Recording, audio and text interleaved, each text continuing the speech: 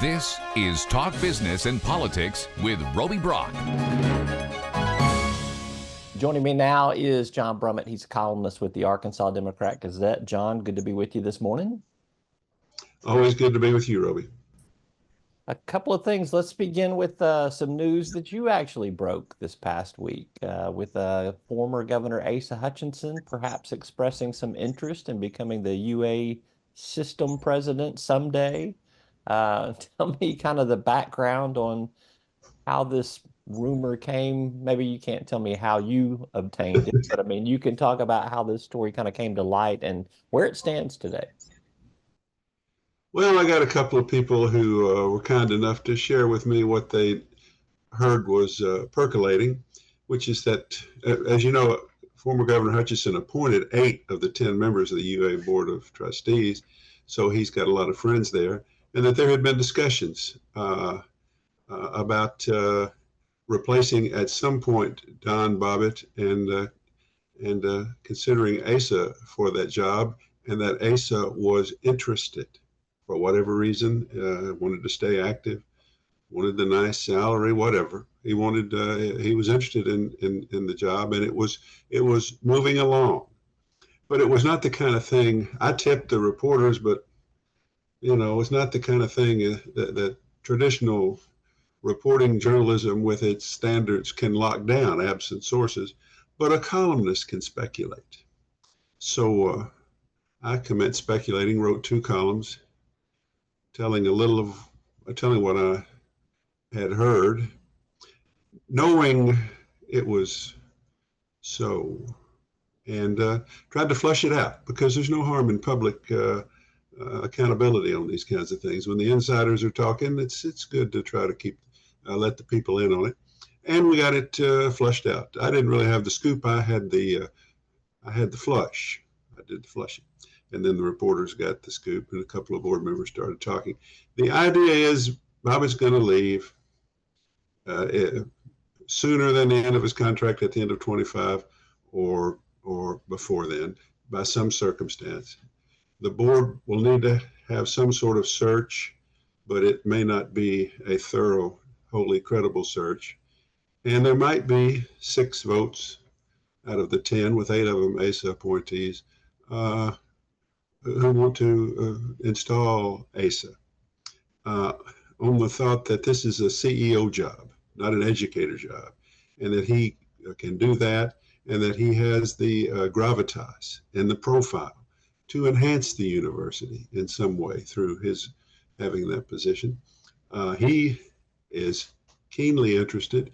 And last night at a function with a lot of politicos and people who keep up with politics, many Democrats, people came up to me voluntarily and said, I think it's not a bad idea. So I think this is for real. Timetable is uncertain, but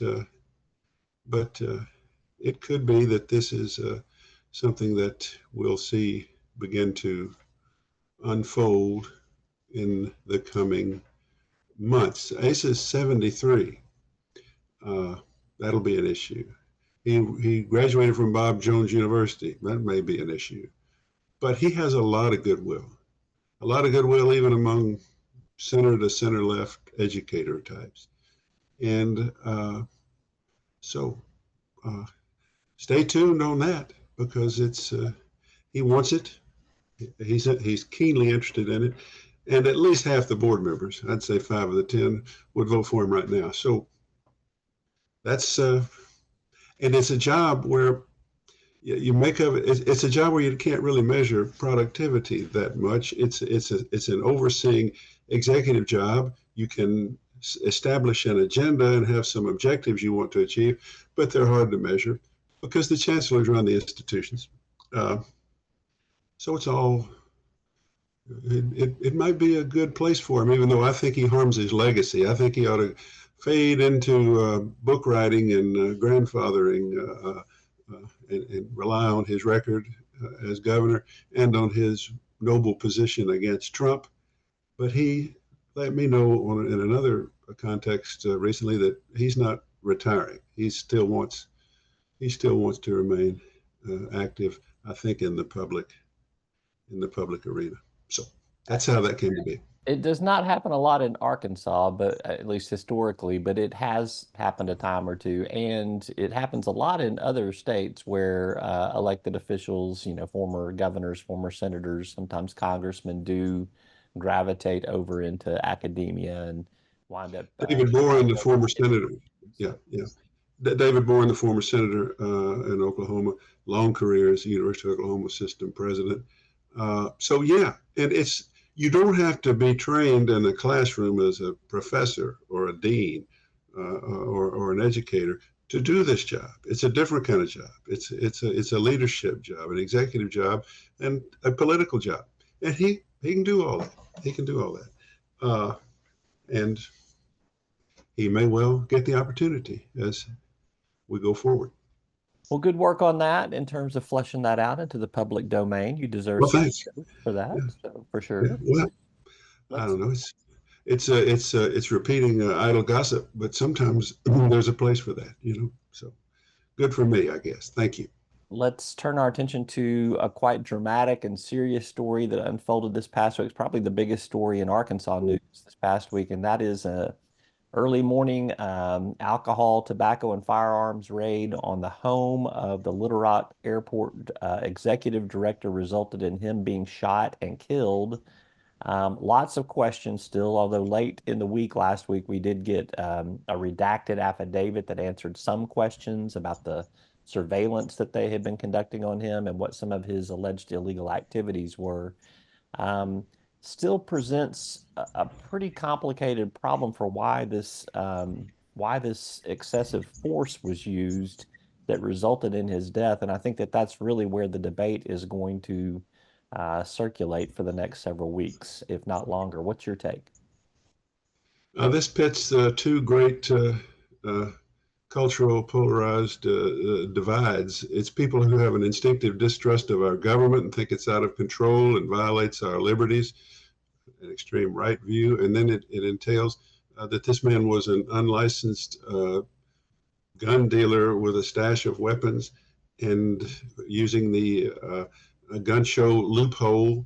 And this is an issue that drives a lot of more left of center thinking, and it's a great divide. And this feeds into both. And the positions on what happened here are pretty well set, even without answers, with a lot of people. Too many people, because we have too much of our so-called fact finding is based on the prejudice you bring to it. So I think we can get all the answers here, and you're still going to have this group that's going to see it one way and this group that's going to see it the other. But here's what I think. I just do. Some of these questions that are still pending could be answered without jeopardizing any sort of process, seems to me. And the answers are owed, it seems to me, when there's a shootout in the middle of the neighborhood involving the city airport director and federal agents. Why this search warrant this way? Why at that hour? What happened there? Tell us that much. Was this a knock on the door and announce yourself? Was it some sort of raid? On what basis? Why couldn't the gentleman have been approached separately?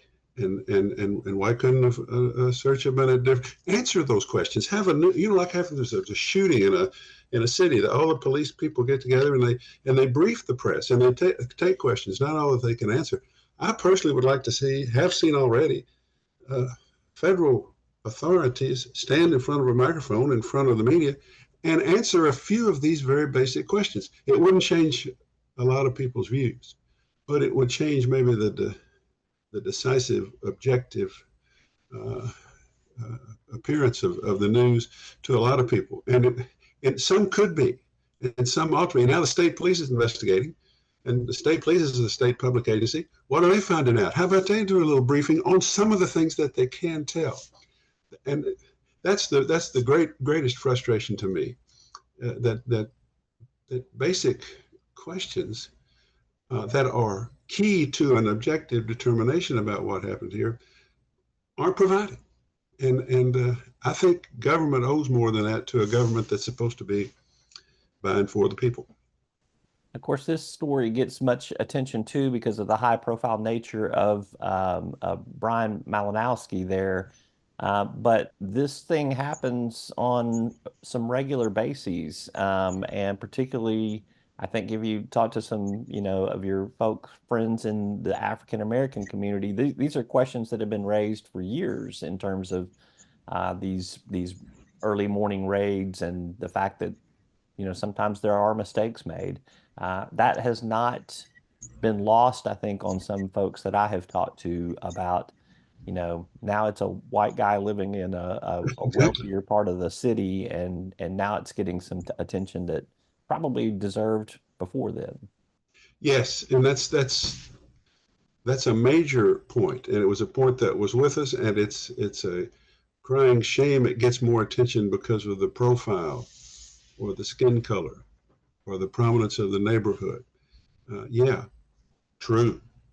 All the more reason because of the profile.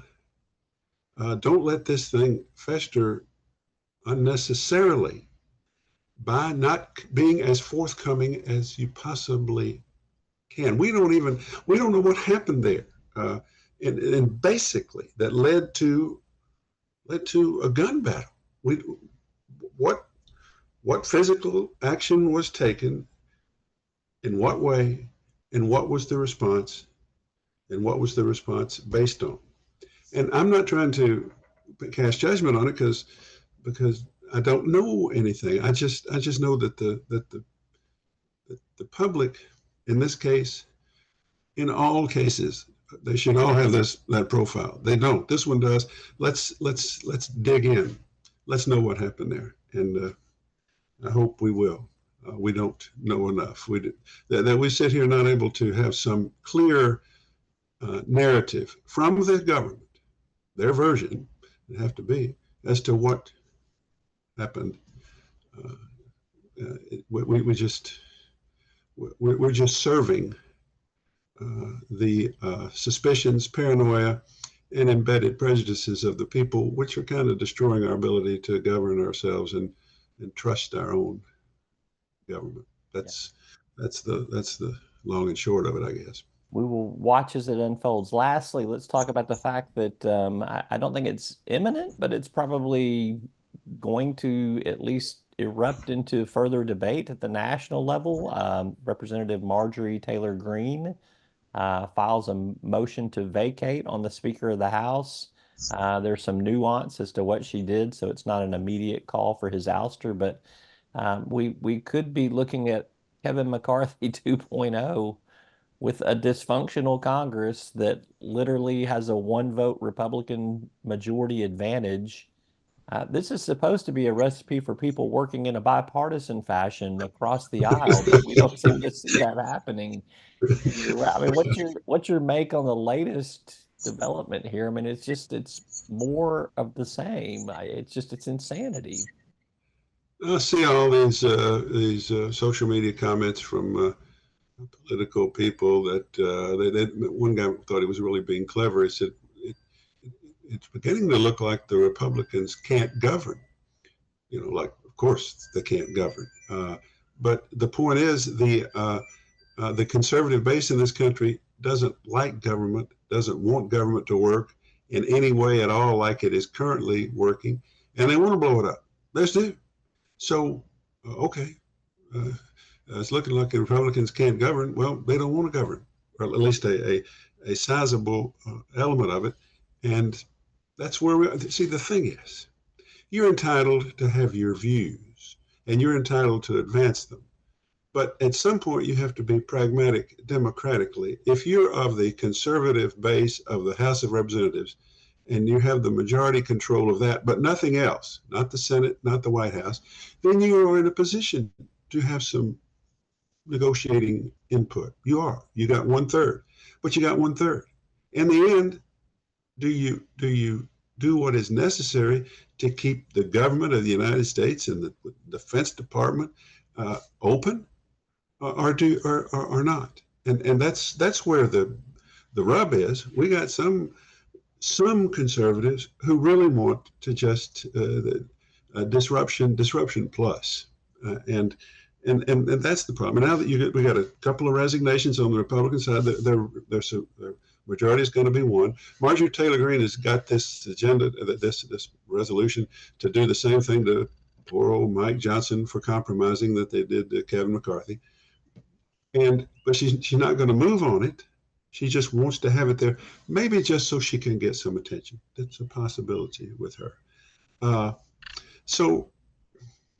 then we're going to get one of these guys as our next president, who's greatly exacerbated the problem, and the other seems unable to overcome it. So, pray for us. That's all I've got this morning. Pray for us. All right, we'll watch as these things develop as well. All right, always good to get his take. John Brummett, columnist with the Arkansas Democrat Gazette. Thank you so much. Thank you, Roby. Bye-bye.